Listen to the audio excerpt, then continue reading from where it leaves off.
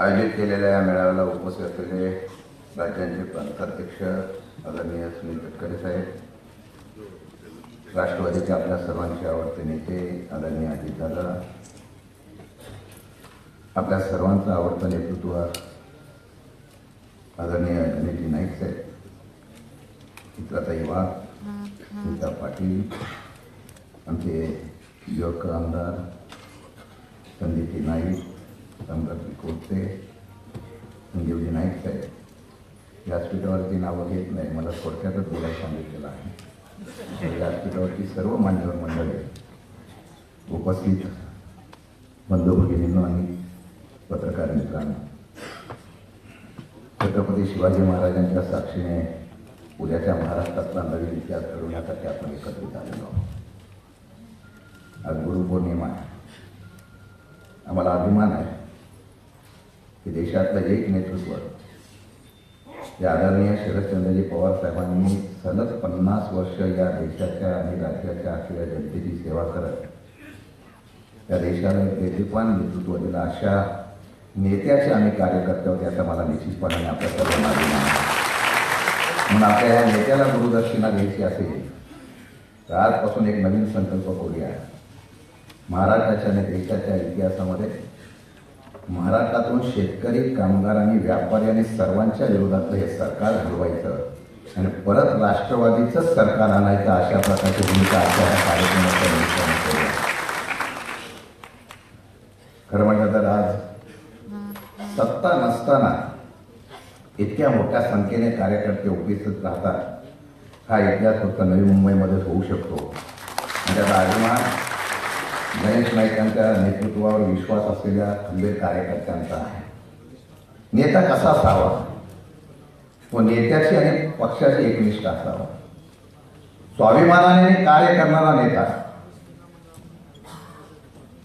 आदरणीय पवार साहेबांच्या पाठीमागे आणि सहकार्यातून उभा राहिला.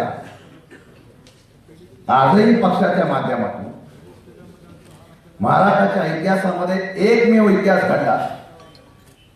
राज्यात आणि देशात सत्ता बदल झाला आणि राज्याच्या आणि देशाच्या सत्ता बदलामध्ये एकमेव अपवाद ठरला की सत्ता नसताना सुद्धा सत्ता टिकवण्यासाठी या नवी मुंबईच्या सर्व कार्यकर्त्यांनी इतिहास घडवला. नवी मुंबईची महानगरपालिका या ठिकाणी निवडून आणण्याचा इतिहास या राष्ट्रवादी काँग्रेस पक्षाच्या माध्यमातून करून दाखवला.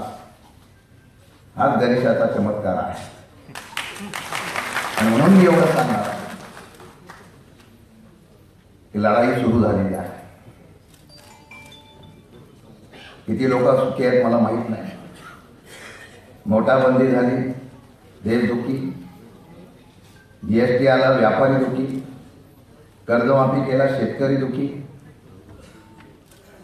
एक घटक असा दाखवावा की तो या ठिकाणी सरकारच्या कुठल्या कामगिरीवर खुश आहे. पण तरी सुद्धा लोकांमध्ये जागृती करणं गरजेचं आहे. या महाराष्ट्रामध्ये एक विरोधी पक्ष म्हणून सक्षमतेने अशा प्रकारचा राष्ट्रवादी काँग्रेस पक्ष उभा राहायला पाहिजे. आज सत्तेमध्ये असलेली शिवसेना सत्तेमध्ये राहते आणि विरोधी पक्षाच्या बाबतीमधला आव्हानाचं नाटक करते.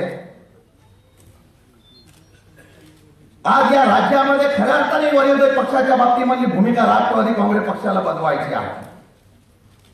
15 वर्षाच्या सत्तेनंतर आम्ही बाजूला पडलेलो आहोत. आता संघर्षाची तयारी करणाराच कार्यकर्ता उभा राहायला पाहिजे. म्हणून नवीन बांधणी करण्यासाठी अजितदादांच्या नेतृत्वाखाली, तटकरे साहेबांच्या नेतृत्वाखाली महाराष्ट्रामध्ये आता या ठिकाणी कार्यकर्त्यांची बांधणी करण्याचा एक मेळावा सुरू झालेला आहे.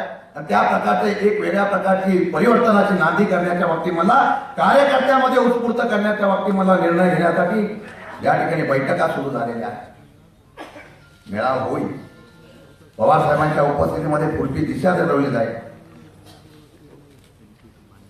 मी दादांना एवढंच सांगेल, नाईक साहेब, आपण या भागातल्या सर्व लोकांना, सर्व जाती धर्माच्या लोकांना समोर घेऊन, बरोबर घेऊन चालला. अपघाताने पराभव होतो.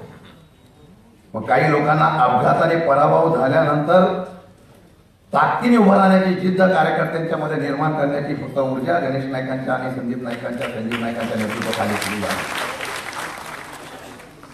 नवी मुंबईच्या महानगरपालिकेवर या ठिकाणी सत्तेवर अडथळा आणण्यासाठी हुकूमत आणण्याचा प्रयत्न केला, तरी सुद्धा बदल झाला. आता इतिहास घडवायचा आहे, राज्याचा बदल घडवण्यासाठी. इतिहास घडत नसतो, इतिहास घडवायचा असतो. आणि उद्याचा इतिहास घडवायचा असेल, या राज्याचा मुख्यमंत्री राष्ट्रवादी काँग्रेस पक्षाचा करायचा असेल, तर आजपासून आपण कामाला लागूया. आणि हा कामाला लागताना नवी मुंबईच्या इतिहासामध्ये परत एकदा सुवर्णकांतीप्रमाणे अशा प्रकारचा सुवर्णाक्षर दिवस निवडून द्या. उद्या कध्याही निवडणुका लावून द्या. मग वाडा मधला माझा कार्यकर्ता नगरसेवकाला ज्या जिद्दीने काम करतो, त्या जिद्दीने उद्याच्या या निवडणुकीला दोन्ही असलेले आमदार आणि खासदार फक्त राष्ट्रवादी काँग्रेस पक्षाचा करायचा, याच माध्यमातून निश्चितपणाने काम करावं, एवढीच विनंती करायला उभा राहिलो होतो. मी एवढंच सांगणार आहे, सगळे नाराज आहेत, फक्त त्या नाराजग्यांना असलेल्या नाराजगिरीवर हुंकार काढण्याचा प्रयत्न करूया. शरद पवार साहेबांवर प्रेम करणारा माथाडी कामगार आहे, शरद पवार साहेबांवर प्रेम करणारा व्यापारी आहे, शरद पवार साहेबांवर प्रेम करणारा सर्व घटक आहे. एक देशाचा नेता या महाराष्ट्रामधून उभा राहिल्यानंतर काय इतिहास घडू शकतो, हा परत जागृत करायचा असेल तर विनम्रपणे मी कार्यकर्त्यांना विनंती करेन.